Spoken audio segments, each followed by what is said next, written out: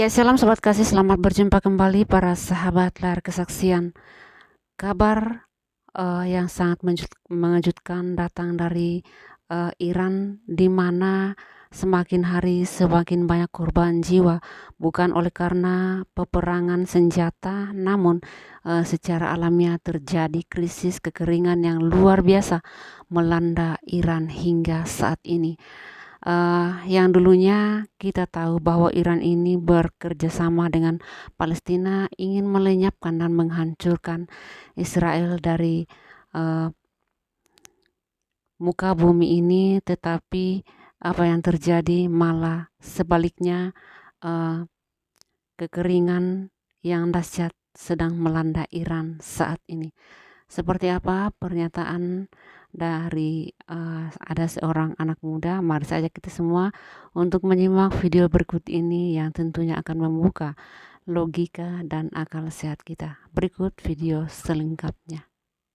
Seorang pakar sumber daya air Iran secara terbuka menuduh Amerika Serikat dan Israel sengaja memanipulasi pola cuaca untuk mengalihkan awan hujan dari Iran, yang memperburuk krisis kekeringan yang telah berlangsung lama di negara itu. Tak hanya itu, ia juga meyakini Israel dan Amerika Serikat memiliki kemampuan untuk menggeser awan dari jalurnya dengan memberi contoh seperti awan dari Mediterania yang dialihkan ke Turki, Azerbaijan, dan Armenia, mengakibatkan Danau Urmia di Iran mengering sementara Danau Van di Turki tetap penuh. Klip ini menarik perhatian internasional setelah diterjemahkan dan dibagikan oleh Middle East Media Research Institute, MEMRI, sebuah lembaga nirlaba yang berbasis di Washington dan memantau media regional. Pernyataan Arbabian sejalan dengan narasi berulang dari para pejabat Iran yang mengaitkan kekurangan air parah di negara itu dengan sabotase eksternal, alih-alih faktor domestik.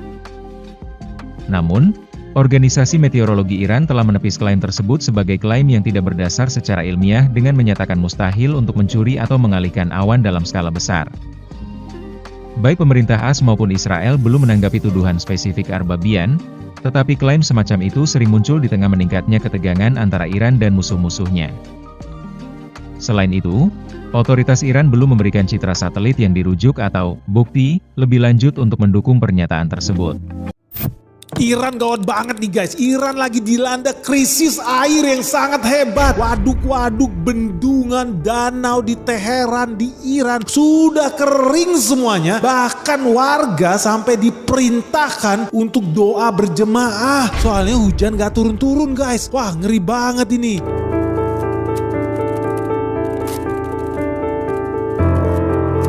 Bahkan menurut penelitian, kekeringan yang terjadi di Iran itu yang terparah dalam 60 tahun terakhir. Saking parahnya kalau hari ini lu tinggal di Teheran, ibu kota di Iran, lu buka keran mau cuci mobil, apa yang keluar? Angin guys. Tragis nih rakyat Iran, betul-betul habis kali ini guys. Bahkan saking tragisnya, kalau sampai bulan Desember ini, 1 bulan lagi, curah hujan juga tidak membaik guys. Lu siap-siap aja akan ada krisis yang lebih parah lagi, yaitu apa? Evakuasi massal. 14 juta warga Teheran harus diungsikan guys. Ngeri nih guys. 14 juta warga Teheran harus diungsikan. Artinya lu tahu ya, pemegang KTP di Iran yang KTP-nya alamat Teheran itu cuma 9 juta orang guys. Sisanya ya ekspat, sisanya dari kota lain. Artinya ini seluruh warga harus pindah, harus evakuasi total guys. Wah, ini sih ngeri banget sih guys. Ini bisa-bisa negara kolaps kalau begini. Karena lu udah tau lah, Teheran ini ibu kotanya Iran. Ini pusat ekonomi, pusat politik, pusat pemerintahan Iran. Kalau semua warganya kosong, terus siapa yang mau diperintah guys? Semuanya jadi bos di situ, nggak bisa.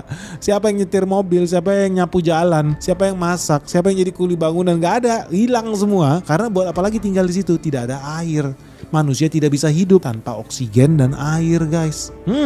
Ngeri nih. Artinya siap-siap bisa jadi ibu kota wajib dipindahkan. Wah, ini sih tragis sih. Ini betul-betul gawat darurat guys. So kalau lu penasaran apa sebetulnya yang sedang terjadi di bumi ini, khususnya di Iran, jangan di skip video ini. Let's check this out. Jadi teman-teman, buat yang belum tahu, hari ini adalah hari-hari terakhir lu bisa melihat Teheran di peta dunia. Karena Teheran lagi krisis air. Ini gak ngadi-ngadi, semuanya lagi pada panik dan lu bisa lihat semua orang itu pada berceceran di jalan cari air kemana aja tapi gak bisa guys. Karena kering. Dan diprediksi Iran itu bisa kolaps tahun ini. Dan lu tahu kalau kolaps artinya apa ya? Ya kantor-kantor pemerintahan pasti tutup, pabrik, toko, retail, segala aktivitas ekonomi juga pasti berhenti. Pasar properti perumahan juga bakal musnah karena orang-orang pasti panic selling. Karena properti mereka yang di Teheran mendadak berada di zona bencana yang permanen, yaitu krisis air itu. Ya lu bisa bayangin lah, ibaratnya rumah-rumah yang terdampak lumpur lapindo di Sidoarjo, ya mereka kan juga pada panik, mereka juga mengungsi. Cuma bedanya kalau kasus lapindo itu kan levelnya skala provinsi. Tapi kalau yang terjadi di Iran adalah krisis air skala negara guys. Jadi gak ada yang namanya ganti rugi guys, apalagi ganti untung. So dari sini lu bisa lihat lah bakal makin banyak UMKM, pengusaha yang gagal bayar utang. Ujung-ujungnya bakal terjadi apa? Likuidasi, pilot, bangkrut dan ujung-ujungnya krisis moneter. Pasti akan terjadi bangkrut total di perbankan yang ada di Iran. Karena aset-aset yang menjadi jaminan tidak ada lagi harganya guys. Ini ngeri banget guys, krisis properti, orang-orang panik, orang-orang pindah, semua properti dijual murah. Padahal selama ini properti itu jadi agunan bisnisnya, agunan pabriknya, agunan usahanya. Mendadak udah gak ada harganya dong, karena udah kotanya udah mati. Propertinya gak ada nilainya. Akibatnya apa? Bank-bank bakal banyak yang kolaps. Dan lu udah tahu kalau properti kolaps artinya apa? Ekonomi negara itu bakal musnah. Dana pensiun bakal lenyap. Jaminan sosial kayak lu BPJS Kesehatan, BPJS Jam Sostek segala macam udah gak ada. Gak usah diharapin lagi deh. Ini ngeri banget. Ini kehancuran total bagi Iran guys. Asli gue betul-betul ngeri sih lihat ini.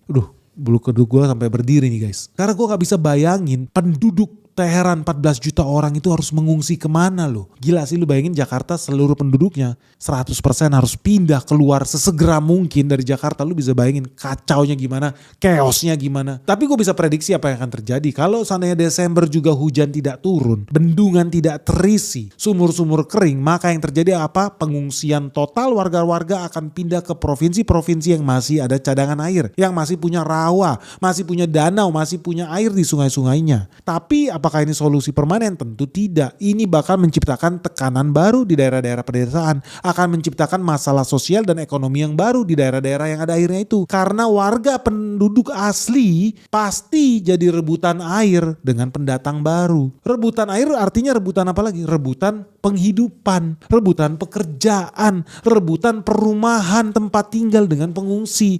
So ujung-ujungnya krisis air ini bisa jadi membuat Iran bubar. Ya lu bayangin lah, lu di Jakarta krisis air, tiba-tiba orang sejabodetabek ini mendadak pindah ke Bandung. Apa yang terjadi? Krisis properti di Bandung, krisis pekerjaan di Bandung. Karena pengungsi yang pindah itu pasti kan harus kerja guys, ada penghasilan baru dong. Pasti chaos itu yang namanya Bandung guys. Bisa-bisa bubar Jawa Barat, bisa-bisa bubar Indonesia. Lu udah tau lah. Sama aja pusat pemerintahan kan di Indonesia di Jakarta, pusat ekonomi di Jakarta, tiba-tiba harus kosong melompong nih, habis total. Jadi lu bisa bayangkan ya chaosnya seperti apa Iran ini. Nah tapi dengan segala prahara yang terjadi, lu tahu gak sesuatu hal yang unik apa? Israel, musuh bebuyutannya Iran, justru memberikan penawaran ajaib. Dia mau memberikan air Israel kepada Iran. Tapi apa yang dilakukan Presiden Iran dengan bantuan yang ditawarkan Israel? Dia tolak mentah-mentah guys. Ini orang punya pride gak ketulungan nih. Dia bilang lu gak usah capek-capek ngurusin Iran deh. Lu lihat aja tuh Gaza tuh hancur kayak gimana. Lu selamatin deh itu. Lu harusnya punya rasa kemanusiaan sama mereka. Hebat juga nih. Salut juga gue nih sama Presiden Iran nih. Beda sama negara Kazakhstan. Celana dalam Malaysia aja diimpor. Bekas lagi diimpor. Gila lu. Celana dalam bekas Malaysia diimpor sama Kazakhstan. Ngeri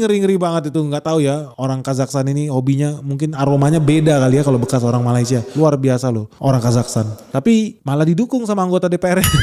Ayo mari kita semua mencium aroma celana dalam Malaysia. Luar biasa anggota DPR di Kazakhstan lo guys. So anyway kita kembali lagi ke Iran guys. Di Iran ini ya saking hebatnya si Presiden Iran ini dia menolak mentah-mentah tawaran baik dari Israel. Dan ini sih gue bisa pahamin karena lu udah tahu ya, Israel kan berulang kali perang-perangan, lempar-lemparan, tembak-tembakan sama Iran. Israel ini kayak Tom and Jerry lah, selalu berantem. Dan yang ngerinya apa? Kalau lu mau lihat lebih dalam lagi, sebetulnya krisis yang terjadi di Iran ada sangkut pautnya juga sama Israel. Ketika Israel melancarkan serangan, jet-jet mereka membom aset-aset strategis milik pemerintah Iran. Lu tahu bukan cuma zona-zona militer yang dibom oleh Israel, tetapi mereka juga membom infrastruktur air yang dimiliki oleh Iran. Dan ini ada buktinya, ketika Israel menargetkan wilayah utara Teheran, apa yang terjadi lu bisa lihat di video-video ini.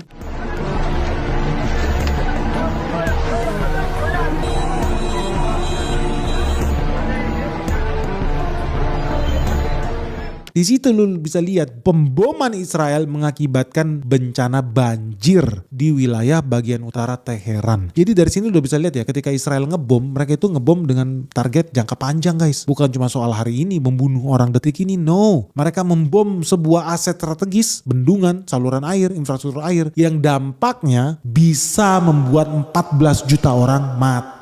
Guys, kalau lu bayangin ya, kalau satu bom dibawa pesawat jet ngebom satu gedung, paling yang mati 200 orang. Tapi kalau yang dibom bendungan, yang mati bisa jutaan orang guys. Lu bisa lihat di sini betapa cerdasnya militer Israel guys. Tapi ya penolakan Iran ini luar biasa, salut sih. Tumben ada orang Timur Tengah itu yang berani loh, punya pride, punya harga diri di hadapan Israel. Karena lu lihat ya, Jordania tuh, aduh. Lu bayangin, mereka bahkan sampai ngemis air sama Israel. Mereka barter listrik. Jadi mereka kasih listrik mereka 600 megawatt listrik dari Yordania dikasih ke Israel. Sebagai gantinya Israel ngasih 200 juta meter kubik air bersih setiap tahunnya buat Jordania. Lu bisa lihat ya di sini, Jordania aja nggak ada malu-malunya tuh ambil air dari Israel. Ya mau gimana lagi? Karena memang Israel lah negara yang memiliki teknologi canggih untuk menciptakan air di dunia ini guys. Israel bisa mengubah air laut yang asin itu menjadi air tawar. Itu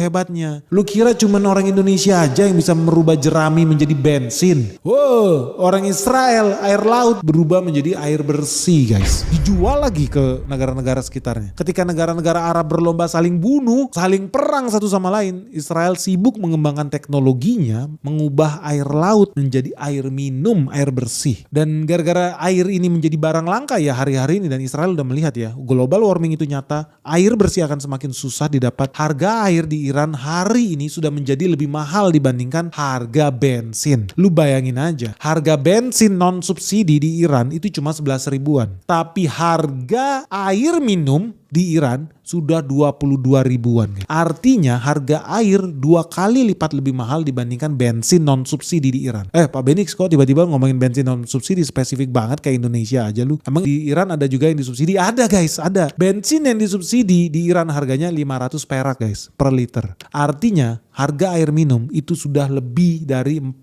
kali lipat lebih mahal dibandingkan bensin subsidi Iran.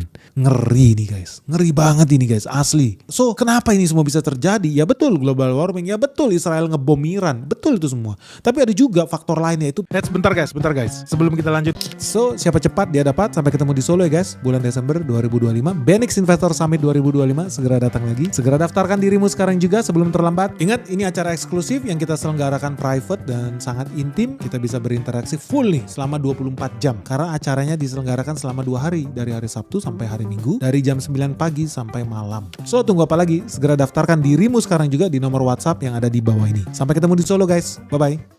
Tapi ada juga faktor lainnya, itu petani jadi biang kerok. Lu tahu pertanian itu menjadi sumber masalah karena mereka membuka area pertanian di lahan-lahan yang kering. Namanya juga Timur Tengah. Lihat kiri padang pasir, ngeliat kanan padang pasir, ngeliat belakang pun padang pasir. Kalau lu mau bercocok tanam di sana pasti butuh banyak air. Dan itu yang terjadi di Iran. Banyak petani-petani di sana sibuk nyedotin air sumur, air sungai, air bawah tanah. Semua disedot habis untuk pertanian. Bahkan 90% pasokan air di Iran itu habis bukan untuk manusia, tapi untuk menyiram tanaman guys. Ngeri nih, sampai cadangan air tanah aja udah habis di Iran. Lo mau ngebor 2000 meter pun gak keluar air, keluar hantu Dajjal, iya setan di bawah neraka. Tapi air gak ada guys, gak bisa. Dan begitu tragisnya memang ya hawa panas di Iran. Meskipun ya petani-petani udah nyedot begitu banyak air, apakah artinya produksi pertaniannya swasembada pangan kayak Amran di Indonesia? No guys, lu tahu produksi gandum tahun 2024 Iran itu 14 juta metrik ton. Itu setara 41 triliun rupiah. Tahun ini diprediksi cuma 9 juta metrik ton, alias setara 26 triliun rupiah. Drop parah tuh. Dari 41 triliun rupiah drop ke 26 triliun rupiah. Produksinya betul-betul anjlok guys, alias minus 15 triliun. Ini ngeri sih. Ini baru dari gandum doang loh. Kita belum ngomongin komoditas makanan yang lain. Gandum doang ini kalau di Indonesia selevel beras lah. Staple foods, makanan pokok itu udah drop parah guys. Artinya Iran perlu mengimpor lebih banyak bahan baku makanan lagi. Kalau dia mau rejimnya bertahan, kalau dia mau rakyatnya masih ada, tidak punah seperti dinosaurus guys. Ini sih ngeri guys. Dan ini juga sebetulnya menciptakan peluang baru nih buat Amran. Karena kita kan produksi pertanian kita tertinggi sepanjang sejarah. Kita surplus beras guys, lebih dari 3 juta ton. So this is the right moment buat kita membantu Iran. Buat kita ekspor beras ke Iran. Supaya mereka bisa hidup, bertahan hidup. Kalau enggak, ras Persia bisa punah dari muka bumi. Lu mau ada ras yang hilang dari muka bumi? Panda aja lu jagain, Komodo aja lu jagain. Ini Persia, bangsa Persia mau punah. Menurut lu kita biarin aja nih. Menurut gua ini betul-betul tragis sih. Tapi juga menciptakan peluang ya buat Indonesia membantu ya saudara-saudara kita yang ada di Iran. Atau jangan-jangan mendingan kita perlakukan dia kayak Malaysia aja ya. Malaysia aja kita gak bantuin gitu. Apa kita harus bantu juga?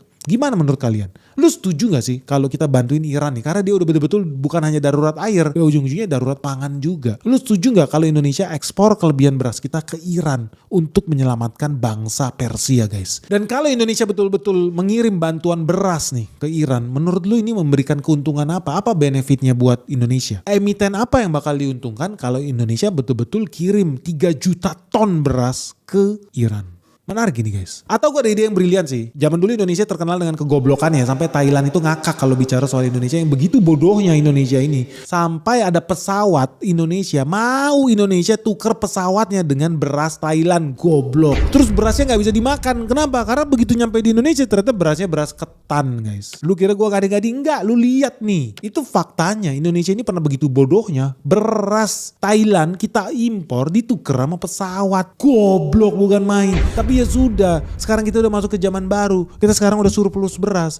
Gue ada ide yang lebih bagus lagi. Gimana kalau kelebihan beras kita tukar dengan rudal-rudal mutakhir milik Iran?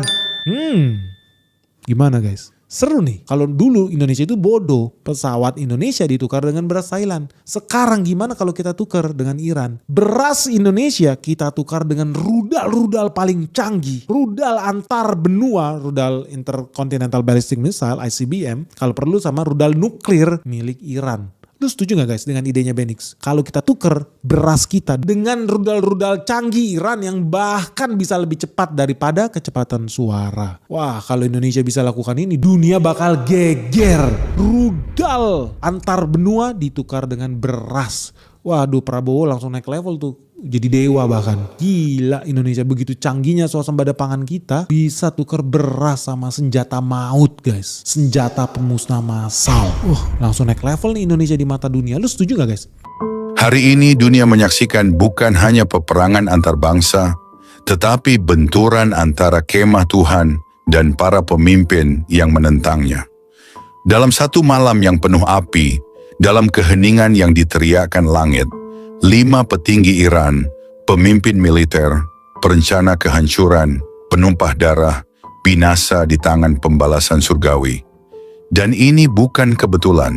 Ini adalah hari murka, hari Tuhan yang telah dinubuatkan, hari ketika langit tidak lagi diam dan bumi pun ikut gemetar. Bagian 1, nubuat tentang bangsa yang menyentuh Israel. Zakharia pasal 2 ayat 8 berkata, "Barang siapa menyentuh kamu, berarti menyentuh biji mataku." Iran bukan hanya menolak perdamaian, mereka membentuk strategi penghancuran Israel. Mereka membiayai Hamas. Mereka melatih Hizbullah. Dan sekarang, 5 pemimpin utamanya tewas dalam satu malam dalam presisi yang tidak dapat dijelaskan secara militer biasa. Bagian 2. Siapa mereka? Mengapa ini penting? Jenderal Hossein Salami, Komandan Garda Revolusi. Dialah arsitek utama teror regional. Dialah pemimpin kekuatan militer bayangan Iran. Sekarang, hangus bersama markasnya. Muhammad Reza Zahedi, Komandan Operasi Luar Negeri yang mendanai teror di Suriah dan Lebanon. Lenyap di tengah malam. 3 lainnya, ahli strategi nuklir, kepala jaringan rudal, dan penasihat senior spiritual, semua dikirim ke kekekalan. Ini bukan hanya kehilangan bagi Iran, ini adalah penghancuran kepala ular, sebab Tuhan tidak bermain dengan para pemimpin yang mencemarkan namanya dan mencerca umat pilihannya. Bagian 3, hari murka bukan lagi kabar angin. Yeremia 30 ayat 23 dan 24 berkata, "Lihatlah angin badai dari Tuhan, kemurkaannya telah keluar, angin ribut yang menyapu akan menimpa kepala orang-orang fasik. Murka Tuhan tidak akan surut sebelum ia melaksanakan dan menyelesaikan maksud hatinya." Apakah ini kebetulan? Tidak. Ini penggenapan. Iran bermain api dengan Yerusalem. Dan kini, api itu kembali ke wajah mereka sendiri. Bagian 4. Kekuatan Israel. Bukan dari dunia ini. Israel diserang dari 4 penjuru. Namun mereka tetap berdiri. Bukan karena senjata mereka sempurna, tetapi karena Tuhan menjaga mereka dengan tangannya sendiri. Mazmur pasal 120, 1 ayat 4 berkata, "Sesungguhnya tidak terlelap dan tidak tertidur penjaga Israel." Pada beberapa hari yang lalu Israel menghantam Iran, dan 5 tokoh kekuatan gelap dihapus dari panggung sejarah. Bagian 5, hukuman bagi pemimpin jahat. Yesaya pasal 14 ayat 5 dan 6. Tuhan telah mematahkan tongkat orang fasik dan tongkat pemerintahan orang-orang lalim, yang dengan marah memukul bangsa-bangsa dengan pukulan tak henti-hentinya. Ada waktu ketika Tuhan memberi kesempatan untuk bertobat, tetapi ketika kesempatan itu diinjak-injak, ketika darah terus ditumpahkan, maka murka turun dan tidak ada yang bisa menahannya. Iran telah menari di atas panggung darah selama puluhan tahun. Hari ini panggung itu runtuh. Bagian 6. Dunia akan tahu ini bukan aksi politik. Para analis menyebut ini taktik militer. Para politikus menyebut ini balasan strategis. Tetapi orang-orang yang mengerti nubuatan tahu, ini adalah tindakan Tuhan. Yehezkiel pasal 39 ayat 7. "Aku akan menyatakan namaku yang kudus di tengah umatku Israel, supaya bangsa-bangsa tahu bahwa akulah Tuhan yang kudus di Israel." Tuhan sedang menyatakan dirinya, bukan dalam seminar, tapi dalam peperangan. Bagian 7. Dunia, bangunlah. Jika Tuhan bisa menjatuhkan 5 tokoh penting dalam satu malam, jika markas yang dijaga militer super ketat bisa hancur hanya dengan 1 komando surgawi, apa yang membuat dunia berpikir bahwa mereka bisa terus mengejek Tuhan tanpa konsekuensi? Hari murka itu nyata. Dan ini baru permulaan. Kebangkitan Tuhan dalam murkanya sedang melanda Timur Tengah. Bagian 8, semua sudah tertulis. Dari Yesaya sampai Zakaria, dari Yehezkiel sampai Mazmur, kitab suci sudah memberitahu apa yang akan terjadi kepada bangsa-bangsa yang menindas Israel. Dan sekarang kita melihat nubuatan itu hidup, bernafas, dan menggelegar di layar berita dunia. Ini adalah firman yang sedang digenapi. Bagian 9. Umat Tuhan harus bangun. Kita tidak bisa lagi pasif. Kita harus berdiri bersama Tuhan. Berdiri bersama Israel. Berdiri di pihak nubuatan. Wahyu pasal 22 ayat 11 dan 12. Yang jahat, biarlah tetap jahat. Yang suci, biarlah tetap menguduskan dirinya. Lihatlah, aku datang segera, dan aku membawa upahku untuk membalas setiap orang menurut perbuatannya. Saudara-saudari, jika 5 pemimpin jahat bisa lenyap dalam semalam, apa jaminan manusia biasa bisa berdiri tanpa pertobatan. Hari ini adalah hari kasih karunia. Besok bisa jadi hari penghakiman. Jangan tunda pertobatan. Jangan abaikan peringatan. Tuhan telah bicara melalui langit yang terbakar dan bumi yang bergetar. Mereka memiliki kekuasaan. Mereka memiliki senjata. Mereka memiliki pengaruh global. Tetapi mereka tidak memiliki perkenanan Tuhan. Dan ketika Tuhan menarik garis akhir, semua kekuatan manusia hancur dalam sekejap. Hari ini Tuhan mengolok para musuhnya, dan dunia menyaksikan.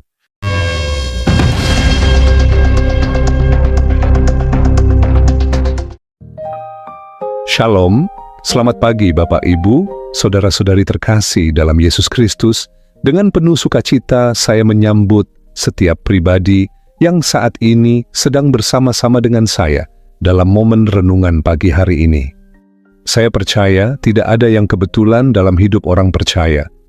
Bila hari ini kita masih diberi napas, kekuatan, dan kesempatan untuk hidup, itu semua karena Tuhan memegang hidup kita dengan tangan-Nya yang penuh kasih. Kiranya damai sejahtera dan berkat dari Allah senantiasa berlimpah atas keluarga dan kehidupan saudara semua.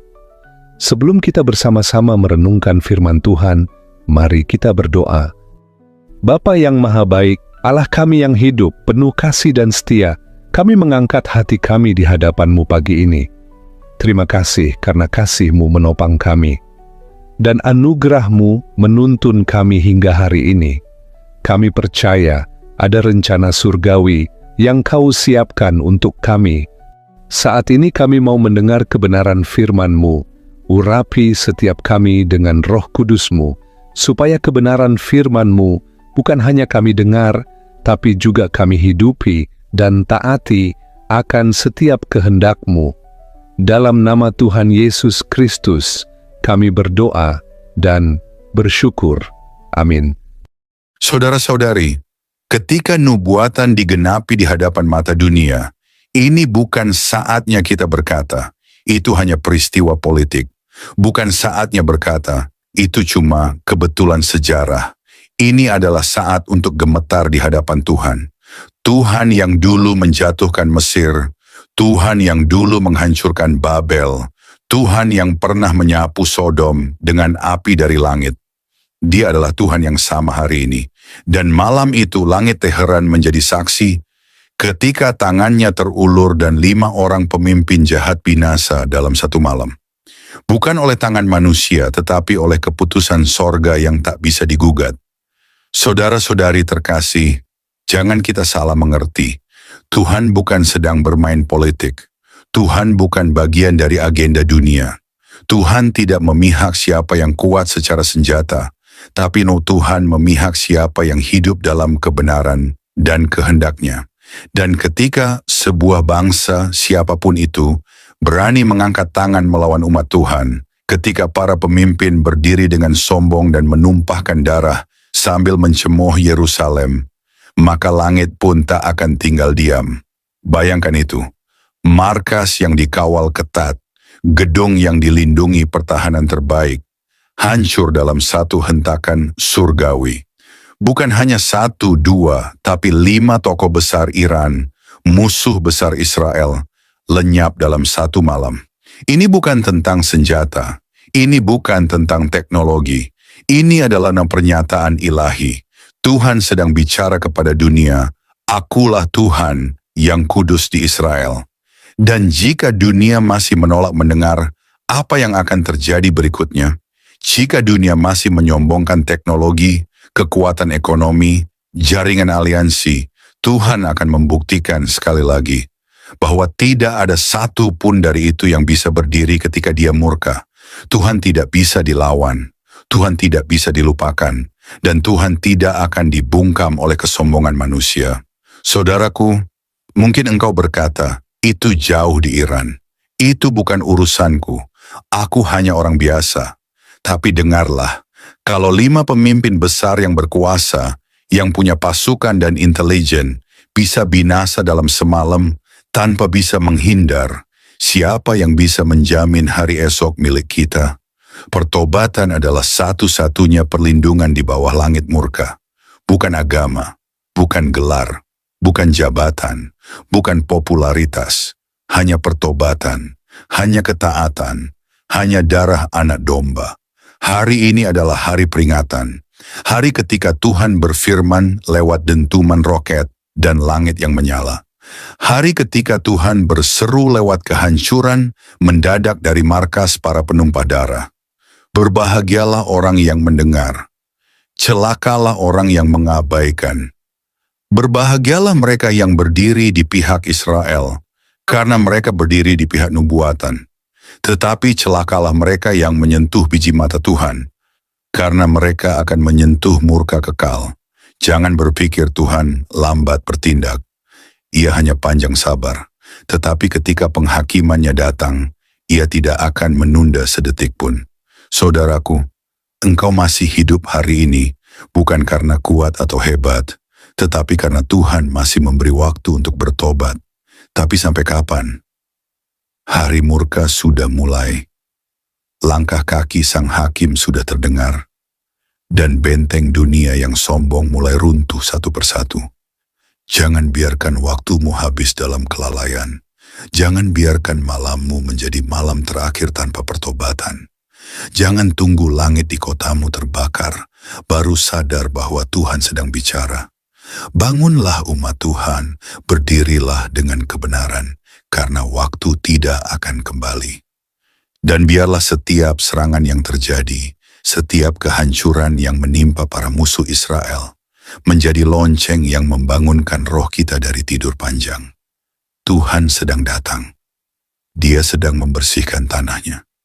Dia sedang menyingkirkan musuhnya. Dan dia sedang memanggil umatnya untuk tidak tinggal diam. Hari-hari kasih karunia hampir berlalu. Dan hari-hari penghukuman sedang dimulai. Maka bertobatlah. Hari ini. Bukan besok, bukan nanti, tapi sekarang. Karena sebagaimana 5 pemimpin itu binasa tanpa aba-aba, demikian pula kedatangan Tuhan akan mengejutkan dunia. Saudara-saudari, langit telah berbicara, Tuhan telah bertindak.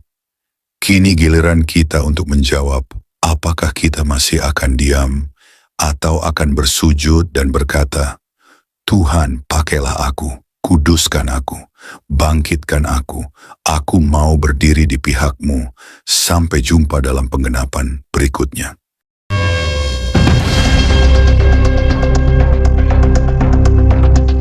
Mari kita berdoa.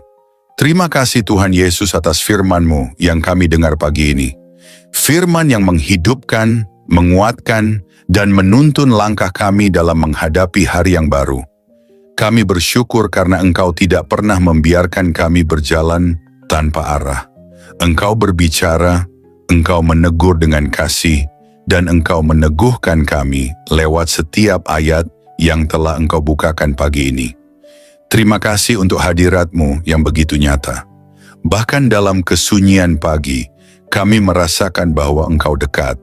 Engkau menyentuh hati kami yang mungkin sedang letih, kecewa, atau kehilangan semangat. Engkau mengangkat wajah kami yang tertunduk dan memberi harapan bahwa kami tidak sendiri. Tuhan Yesus, kami tahu bahwa hari ini bukan sekadar rutinitas biasa. Hari ini adalah kesempatan baru, lembaran baru, dan anugerah yang Engkau percayakan kepada kami. Itulah sebabnya kami ingin memulai hari ini dengan berserah sepenuhnya kepadamu. Bukan hanya langkah kami, tetapi juga hati kami, pikiran kami, rencana kami, dan seluruh hidup kami. Ajari kami untuk tidak hanya mendengar firman-Mu, lalu melupakannya, tapi tolong kami untuk menghidupi setiap kebenaran yang telah kami dengar. Berikan keberanian untuk taat, hati yang lembut untuk menerima teguran, dan kerinduan untuk makin dekat kepadamu hari demi hari. Jika hari ini kami harus menghadapi tekanan, berikan kami kekuatan untuk tetap berdiri teguh. Jika hari ini ada keputusan besar yang harus diambil, berikan kami hikmat dan kepekaan untuk mendengar suara-Mu.